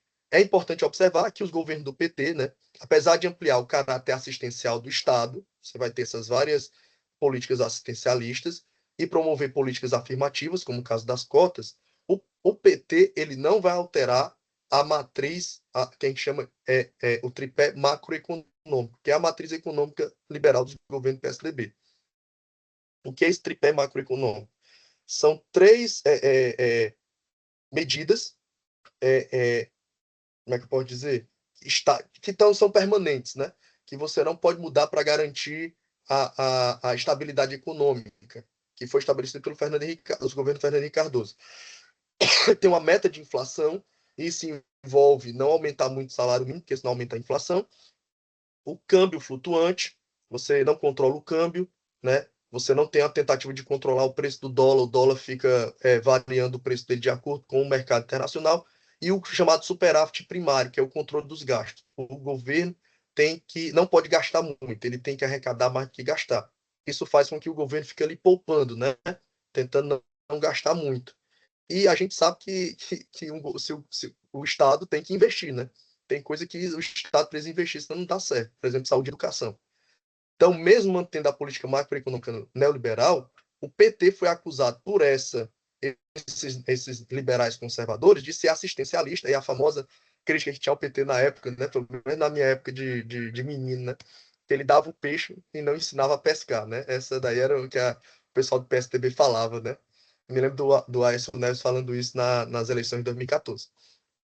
E aqui eu vou finalizar para a alegria geral da reunião, certo? O atual liberalismo conservador brasileiro, a nova direita. O discurso liberal, né, é ruim de voto. O que significa ser ruim de voto? Dificilmente alguém ganha um discurso dizendo eu vou acabar com o Bolsa Família, vou acabar com as cotas, vou vender a Petrobras, vou praticar o arroz salarial. Ninguém ganha de eleição assim, certo? Ninguém ganhava, né? Ninguém ganhava, porque em 2018 ganharam. Ninguém ganhava eleição assim. Você tinha que apelar para as pautas morais, né? O PSDB em 2010, o carro-chefe da eleição do Serra foi a criminalização do aborto. O carro-chefe da campanha do Aécio foi o combate à defesa da segurança pública, né? A redução da moralidade penal. Mas esse discurso, ele só ganhou a eleição no Brasil 2 vezes, com Collor e com Fernando Henrique Cardoso. O resto ele perdeu, certo? Perdeu com o Dutra ganhou a eleição contra o Brigadeiro, lá que eu esqueci o nome dele. O Vargas ganhou do Lacerda, o Juscelino ganhou do Lacerda, o maluco lá, Deus, a Vassourinha, esqueci o nome dele. Meu Deus, não é o nome dele? Jânio Quadros. Jânio Quadros, né? Ele ganhou, mas foi com um discurso. Nem da UDN ele era, e foi com um discurso moralista, não foi com um discurso liberal, né? E só conseguiu chegar ao poder através de um golpe, os liberais, né? E só ganhou com Collor e com Fernando Henrique Cardoso. A gente tinha aqui no Brasil o fenômeno da chamada direita envergonhada. As pessoas, depois da ditadura militar, tinham vergonha de dizer que eram de direita. Foi feita uma pesquisa com os deputados da Constituinte, em 88, e perguntaram a ele quem era de direita e quem era de esquerda. O Congresso, na sua maioria, se definiu como de esquerda. A maioria dos deputados se diziam de esquerda. As pessoas tinham vergonha de dizer que eram de direita, né? E quem era de direita dizia que não é, quando não queria assumir que era, não tinha coragem de dizer que era de esquerda, porque era cara de pau demais, dizia, sou nem de direita nem de esquerda. Aí a gente sabe quem diz isso é de direita, né? Aí nós tínhamos uma direita envergonhada. Essa direita envergonhada, ela some a partir de 2013, né? Quando surge aí uma nova direita. Essa nova direita é o quê? Uma aliança entre liberais econômicos, quem diz isso é o Antônio Paim, viu? Liberais econômicos, fundamentalistas religiosos e militares. Essa nova direita, diferente da direita envergonhada, é uma direita popular e desavergonhada, que não, por que desavergonhada? Ela não tem vergonha de assumir que é direita, de dizer que é conservadora, e é popular por quê? Porque ela tem a adesão da população. Essa direita ganha força a partir de 2013. Como é que o Antônio Paim define essa nova direita? É a denominação adequada para apresentar o novo ciclo de expansão do liberalismo de índole conservadora, que se singulariza por atrair número crescente de jovens, em especial estudantes. Né? O Antônio Paim, ele é bastante honesto nessa faixa, quando ele vai falar dessa faixa aqui. Ele não é honesto falando da esquerda, mas falando da direita ele é bastante honesto. Né? O que essa nova direita faz? Ela associa socialismo ao Estado, né, ao estatismo. Eles vão dizer que quem faz muito isso é o MBL, Movimento Brasileiro, dizer que o socialismo significa intervenção do Estado na economia. Isso gerou aquele fenômeno tipicamente brasileiro de dizer que o nazismo é de esquerda. Não sei se vocês lembram disso, tinha aqui, né? Não, o fascismo é de esquerda, porque o fascismo é o Estado intervém na economia, então o fascismo é de esquerda. Essa ideia absurda de que a intervenção do Estado na economia significa socialismo, né? mas que acredito eu que passou, não tem mais por aí falando isso, mas foi muito forte entre os rapazes, né, entre os jovens. Vai defender a flexibilização das leis trabalhistas, que eles vão chamar de modernização, mas que a gente sabe que na prática é um retrocesso, porque você vai permitir, por exemplo, a reforma trabalhista, que o acordado muitas vezes sobrepõe ao legislado, né? É um retrocesso. Você vai conseguir negociar direitos. No meu tempo, no movimento estudantil, a gente falava que direito não se negocia, se cumpre, e agora você tem a permissão de negociar direitos trabalhistas. É muito complicado, né? E essa nova direita, ela conseguiu mudar o que o Carlos Alberto Almeida, que é um antropólogo que pesquisa sobre o perfil ideológico brasileiro, apesar de não concordar com a orientação teórica dele, né? Ele chama de cabeça do brasileiro, né? Ele vai dizer que essa nova direita mudou a cabeça do brasileiro. Mudou como? O Vargas teria conseguido criar na cabeça do brasileiro a ideia de que o Estado tem responsabilidades sociais. É aquela ideia de que quando, por exemplo, tá tendo um problema, alguém chega e fala, e o governo não faz nada. Como se o governo tivesse que fazer alguma coisa. A minha mãe, por exemplo, ela tem muito essa mentalidade. E o governo não faz nada. Ela acha que o Estado, né, tem que fazer alguma coisa. O Estado tem algumas obrigações, né? É, então, Vargas ele vai criar essa ideia de que o Estado tem responsabilidades sociais a cumprir e que havia se tornado parte do senso comum. E nem mesmo o governo do FHC foi capaz de acabar com essa ideia, apesar de ter tentado. As críticas liberais ao caráter paternalista do Estado, a ideia de que o Estado é um pai que fica ali ajudando a gente, mantém a gente na infância, e a dependência dos mais pobres à assistência pública, né? Que era uma crítica que os liberais fazem, isso nunca foi capaz de mudar a convicção da maioria dos brasileiros de que caberia ao Estado ofertar saúde, educação, segurança e resolver os problemas econômicos. Por exemplo, a gasolina fica cara, né? No tempo da Dilma, você tinha um subsídio da gasolina, do preço do combustível. A gente pagava uma parte do combustível, a outra parte era subsidiada pelo governo federal. A, meu Deus, o Paulo Guedes, ele vai acabar com esse subsídio, ele vai fazer com que o combustível aqui no Brasil ele tenha um preço que o mercado internacional define. É por isso que o preço da gasolina vai disparar. Mesmo as pessoas que apoiavam o Paulo Guedes, diziam que o governo tem que fazer alguma coisa. Como se o governo tivesse que controlar o preço da gasolina. Isso é uma coisa que até hoje ainda existe, né? Essa ideia de que o governo tinha que controlar o preço da gasolina, que é uma coisa que quem tem que fazer é o mercado, né? Uma ótica liberal. Você tem essa ideia, o Vargas trouxe essa ideia que o Estado também resolve o problema econômico. O pessoal não tem onde morar. O Estado tem que dar casa, o pessoal tem que dar um jeito aí.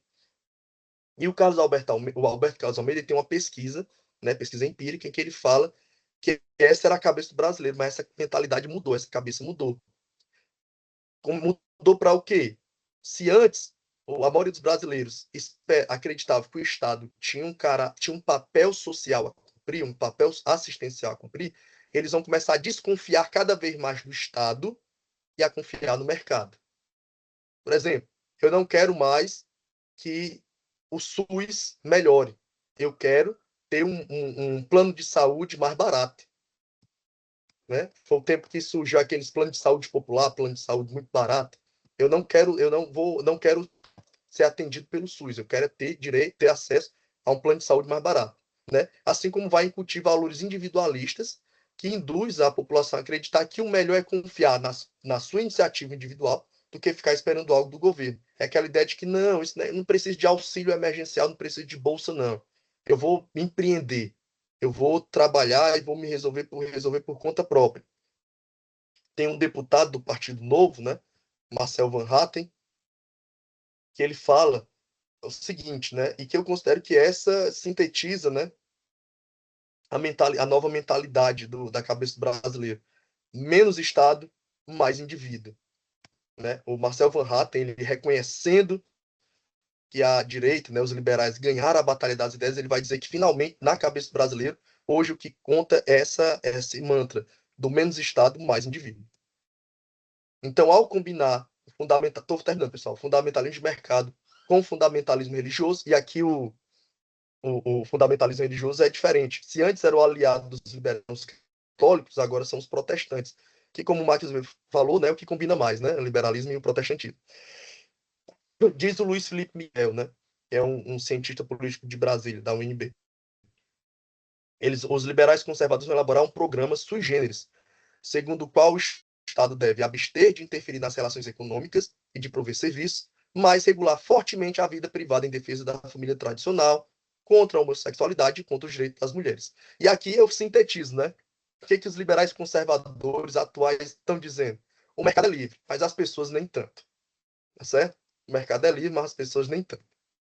Então, eu termino nessa sessão dizendo que essa nova direita, ela não tem nada de nova. Aí eu recorro aqui a um conceito da psicanálise, né, que é o retorno do recalcado, o retorno do reprimido. Quando você terminou o namoro com a Júlia e está namorando com a Joana, mas sem querer você chama a Joana de Júlia, é porque você ainda não esqueceu a Júlia. Por mais que você reprima esse sentimento, ele aparece de alguma maneira, porque ele ainda está ali. É o retorno do reprimido, né? Então, esse liberalismo conservador, ele foi reprimido ali nos anos 30, mas ele continuou por ali, né? E ele voltou com força total agora com essa nova direita, né? Como a gente viu no decorrer do texto, né? O liberalismo conservador, ele tem uma longa história no país. Ele não é uma novidade propriamente dita. Então, de nova, essa direita não tem nada, esse liberalismo conservador não tem nada. Conclusão. Nosso objetivo no decorrer do texto foi demonstrar que a narrativa liberal de que nunca existiu liberalismo no Brasil é falsa. Eu espero, né, que quem leu o texto e quem viu aqui o que eu estou falando e nas outras oportunidades que eu falei sobre esse tema, tenham ficado convencidos de que essa conversa que nunca existiu no liberalismo no Brasil é balela, que existiu e faz tempo que existe. Que observando atentamente a história brasileira, a gente verifica que os liberais sempre estiveram presentes e atuando ativamente na política brasileira, sendo protagonista de diversos acontecimentos históricos. O nosso liberalismo é um liberalismo que admite a liberdade do mercado, mas não aceita que os indivíduos tenham liberdade para decidir sobre diversos aspectos da sua vida que vão além da dimensão mercantil. Ou seja, é um liberalismo que é profundamente conservador no que se refere às questões morais, estéticas, religiosas e sexuais. Ao mesmo tempo em que reivindica a mais ampla liberdade econômica, defende a restrição da liberdade individual em nome da tradição, da religião e dos bons costumes. Por fim, se no século XIX os liberais conservadores acreditavam que liberdade significava poder comprar e vender livremente e ter um escravo, os atuais liberais conservadores acreditam que ser livre significa reduzir impostos para que o videogame fique mais barato, daí o sucesso que o liberalismo conservador tem entre os nossos adolescentes. É sério como os nossos rapazes, as moças não, as meninas não, mas os meninos adotaram com força a retórica liberal conservadora, tá certo? A privatização do SUS para que todos possam escolher entre os diversos planos de saúde oferecidos pelo mercado e liberdade de expressão e ação para falar e agir como machista, homofóbico e racista. Ou seja, continua sendo a danosa combinação de liberdade econômica e conservadorismo político e moral. Um tipo de liberalismo que acredita que a venda de órgãos é o direito do indivíduo, mas que o aborto e o casamento gay são inadmissíveis. É uma tradição liberal que, desde os anos de 1800, combinou o pior do liberalismo e o mais retrógrado conservadorismo. Obrigado pela atenção, camaradas. Parar aqui. Bom, João, obrigado aí pela sua apresentação, não é? E antes de... Eu tinha algumas notícias para dar para o pessoal, eu vou aproveitar agora e depois abrir o espaço para as nossas discussões. Eu queria avisar a vocês o seguinte: primeiro, a coletânea do 9º Colóquio Pensadores Brasileiros já está no prelo, não é? E deve sair no próximo mês, já vai ser disponibilizada.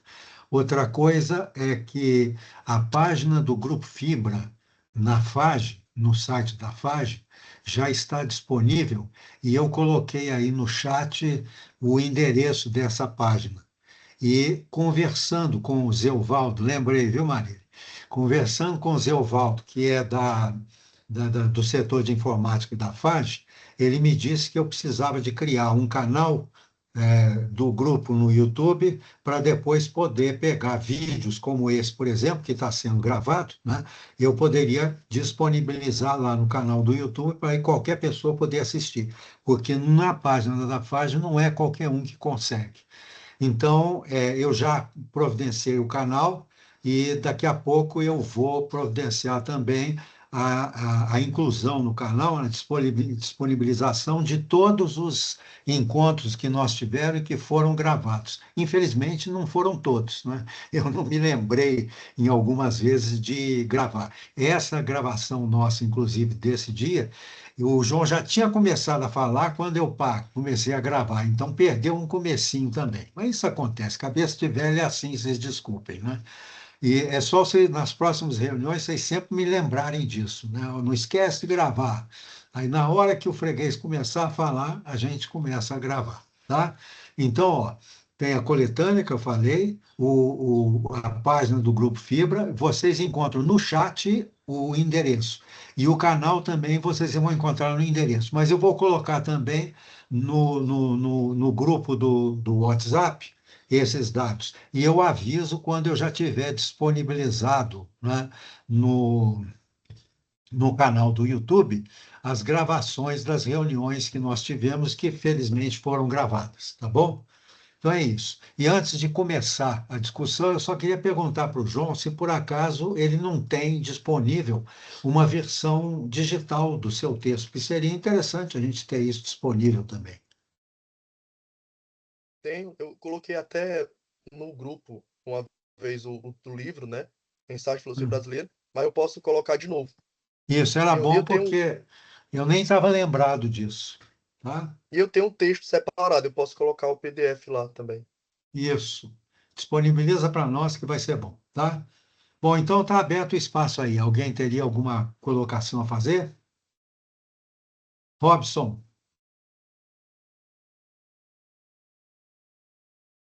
João, parabéns pela apresentação. É, Você é corajoso demais pegar liberalismo, falar liberalismo no Brasil. Acho que se você pegasse liberalismo nos Estados Unidos, seria facílimo, sabe? Liberalismo na Inglaterra seria. Você vai pegar liberalismo no Brasil, você pegou uma coisa assim que. Bom, coragem é o que eu arranjei aqui para falar. O Joel Pinheiro, da Globo News, que de vez em quando fala e sempre é apresentado como filósofo, eu acho que são. Esquece, porque ele não representa muita coisa. Apesar de ser filho do Eduardo Gianetti, já tivemos aqui uma aula sobre ele, né? Bons livros que ele tem publicado. O Joel ainda não se formou, não amadureceu ainda não, ele tem que rever muitos conceitos dele. O Celso Furtado é paraibano, mas a cidade que ele nasceu é paraibano. Ele nasceu em Pombal. Pombal é pertinho do limite lá do Ceará, lá em cima, sabe? Está lá no quintal do Ceará, lá pertinho. Mas está na Paraíba. Eu Eu andei confundi viajando com o pela Paraíba. governador de Pernambuco, Miguel Arraes. Eu confundi com o Miguel É, Arraes. Miguel Arraes que é cearense. mas o Celso Furtado foi. Aguardei muito a sua fala sobre o Celso Furtado. A questão dele do liberalismo é interessante, mas ele tem uma conclusão que eu preciso. Ele vai falar. Ele coloca a culpa de não ter dado certo esse liberalismo econômico por causa do Sudeste. Foi o Sudeste que é o culpado do subdesenvolvimento do Nordeste. Ele coloca isso muito bem, é o pensamento dele, eu acho que vale a pena até rever.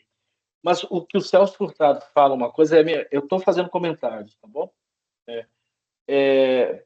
Primeiro comentário que, para mim, o liberalismo está tão pulverizado, que eu fiquei aguardando aqui você mostrar o último slide. Assim, agora vai colocar a bibliografia, porque você deve ter pensado em vários lugares para poder construir esse seu trabalho, né? Mas o problema do liberalismo é que ele está muito fragmentado ideologicamente. É um tipo de pensamento que, poxa, está fragmentado demais. Tem hora que você está falando de ética, tem hora que você está falando de economia, tem hora que está falando de coisa, poxa, e você não colocou assim, é o liberalismo econômico.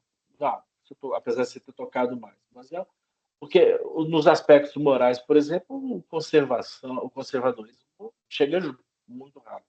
Bom, mas vamos lá. A minha pergunta é o seguinte. Na verdade, quem fala isso é o Celso Furtado, tá bom? Que eu admiro muito. Paulo, o Celso Furtado foi companheira de uma professora de química francesa quando ele estava em exílio, e essa professora de química deu aula na UFMG, e eu acabei conhecendo a professora, então, mas o Celso Furtado eu não tive o prazer de conhecer, não. Ele exercia um cargo importante no governo na época. Mas tem uma coisa, agora eu vou fazer a minha colocação. Igual ao Celso Furtado, eu não concordo com o liberalismo na saúde da pessoa, na educação, no transporte, na alimentação, na habitação. Isso é do Celso Furtado, sabe? Está até na nossa Constituição, que é uma das boas constituições que nós temos. Saúde, educação, transporte, alimentação e habitação. Eu não estou falando, não estou pregando estatismo aqui, não. Eu colocaria, não tá, o Celso Furtado não fala de trabalho, eu ainda colocaria essa facilidade maior de acesso ao trabalho.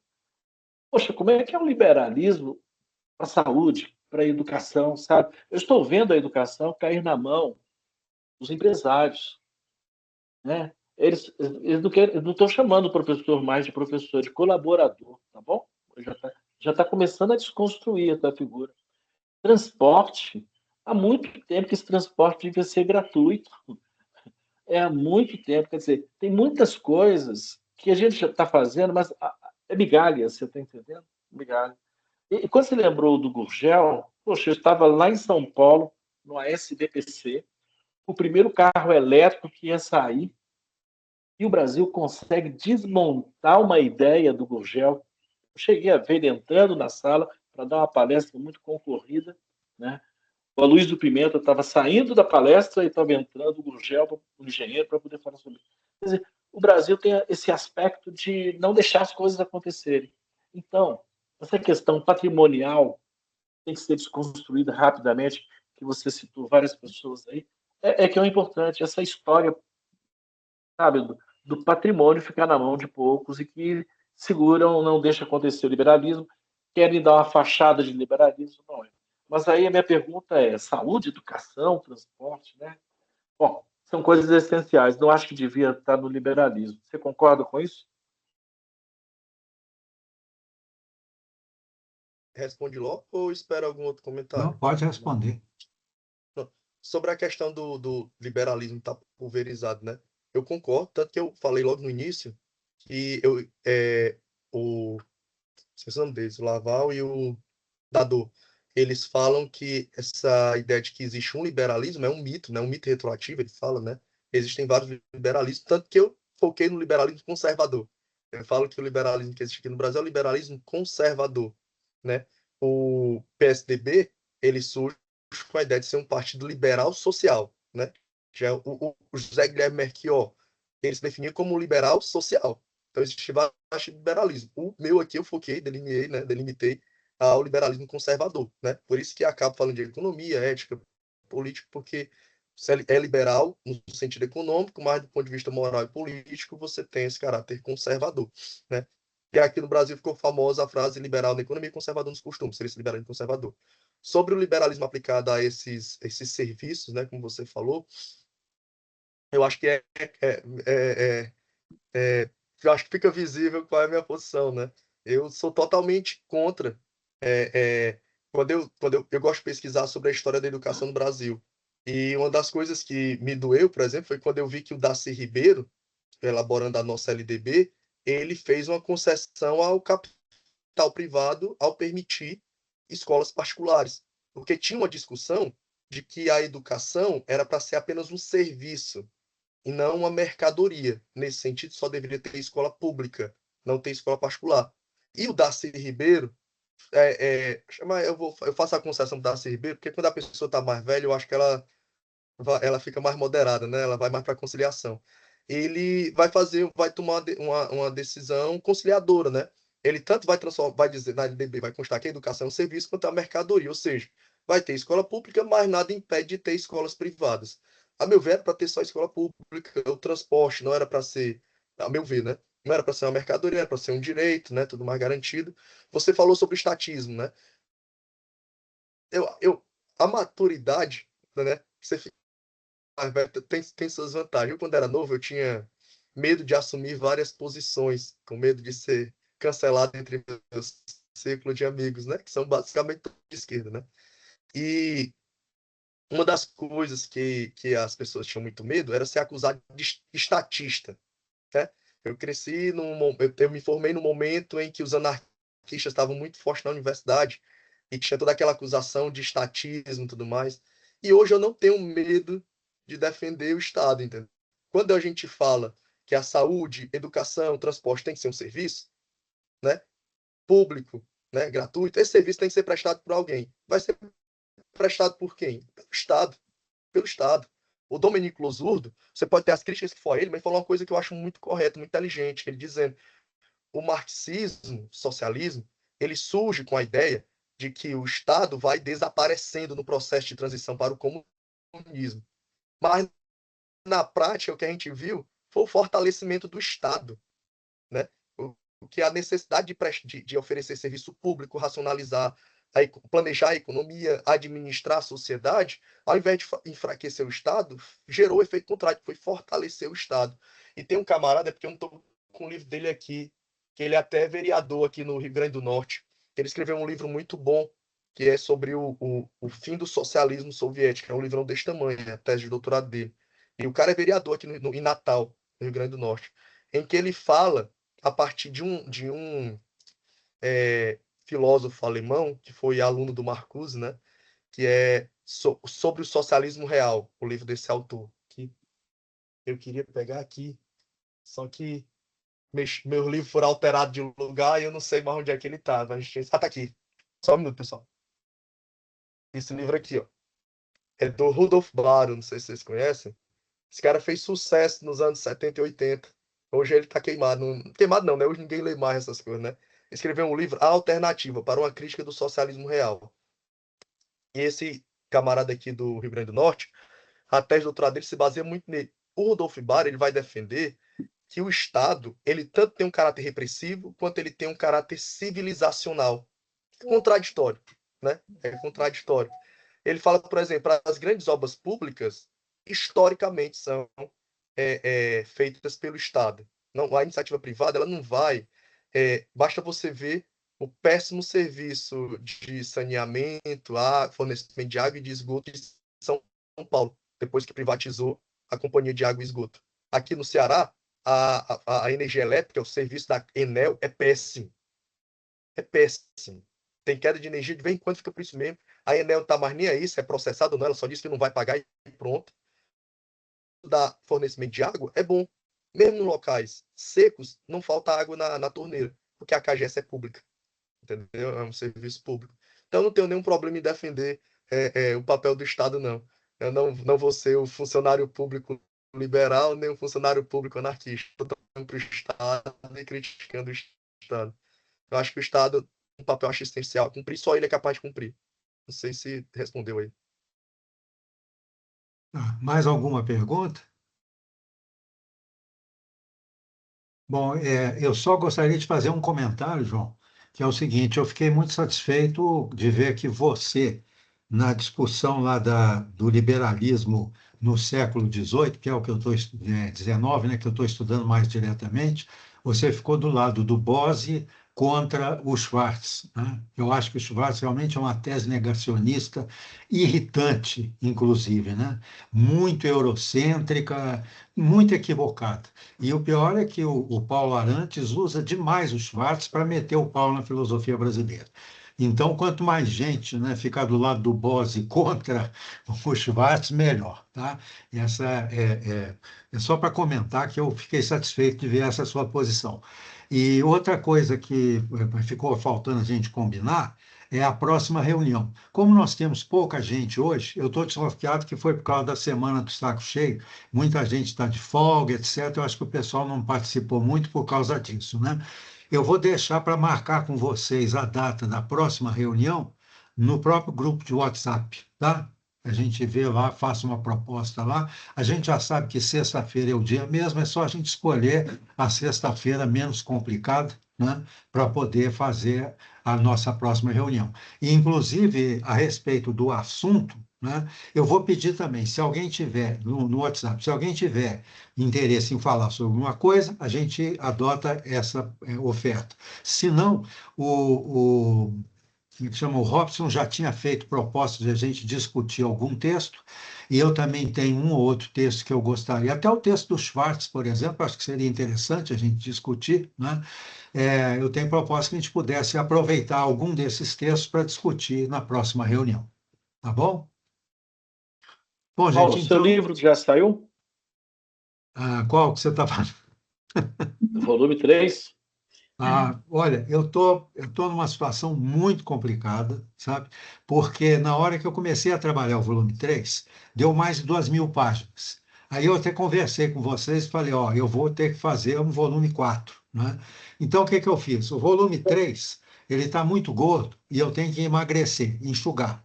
O volume 4, eu tenho que fazer crescer para chegar a um tamanho decente de volume, né? Então, eu tenho trabalhado mais atualmente no volume 4. Por quê? Porque eu estou cheio de outros compromissos, né? Tem que fazer um texto para um evento da PUC do Rio Grande do Sul, que vai ser daqui a pouco. Tem que fazer outro texto para um livro que eu esqueci o nome dele, o Rossano Pecoraro, vai publicar na Itália, né? Sobre filosofia brasileira no século XIX. Tem outro texto que eu prometi para Marília e para o pessoal que está organizando um número na faixa. Então, assim, hoje, esse ano, não sai mais nada. Eu sinto muito. Inclusive, eu tenho um livro quase pronto como é que chama?